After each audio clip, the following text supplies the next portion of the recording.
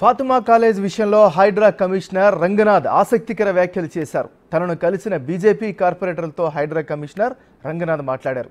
ఓవైసీ అయినా మల్లారెడ్డి అయినా అందరికీ ఒకటే రూల్ వర్తిస్తుందని చెప్పారు. చెరువు భూమిలో ఫాతిమా కాలేజీ వ్యవహారంపై స్పందించారు. విద్యార్థులు రోడ్డున పడకూడదని ఆలోచిస్తున్నామని తెలిపారు. అకాడమిక్ ఇయర్ మధ్యలో చర్యలు తీసుకుంటే విద్యార్థులు నష్టపోతారు అని చెప్పారు రంగనాథ్.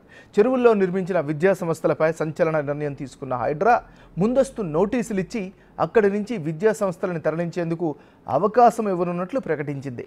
విద్యార్థుల అకాడమిక్ ఇయర్ నష్టపోకుండా ఉండేందుకు చర్యలు తీసుకుంటామని హైడ్రా కమిషనర్ రంగనాథ్ వెల్లడించారు. అక్రమ కట్టడాలు అయితే తొలగించేందుకు సమయం ఇస్తామని చెప్పారు. వాళ్లకు వాళ్లుగా తొలగించకపోతే హైడ్రా చర్యలు తీసుకుంటుందని తెలిపారు.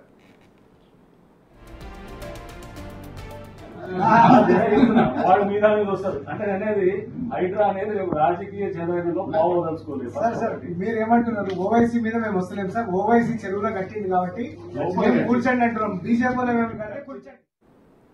హైడ్రా పనితీరుపై బీజేపీ నేతలు అభినందనలు తెలిపారు. ఎవరు ఆక్రమణలు చేసినా వదలకుండా చర్యలు తీసుకోవాలని సూచించారు.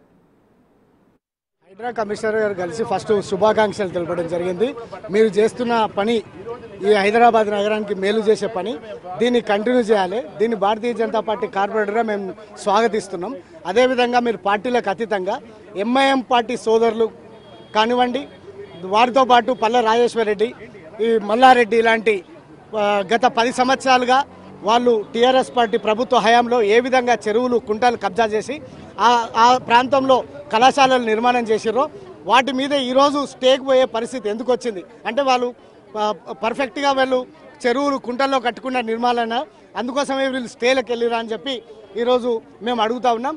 ఖచ్చితంగా వీళ్ళెవ్వరు కూడా మల్లారెడ్డి కానివ్వండి, మల్లారెడ్డి కళాశాలలు కానివ్వండి, లేకపోతే పల్ల రాజేశ్వరరెడ్డి కళాశాలలు కానివ్వండి, లేకపోతే ఓవైసీ కళాశాలలు కానివ్వండి, ఎవరికి కూడా హైదరాబాద్ నగర పేద ప్రజలకు ఫ్రీగా చదువులు చెప్పడం లేదు.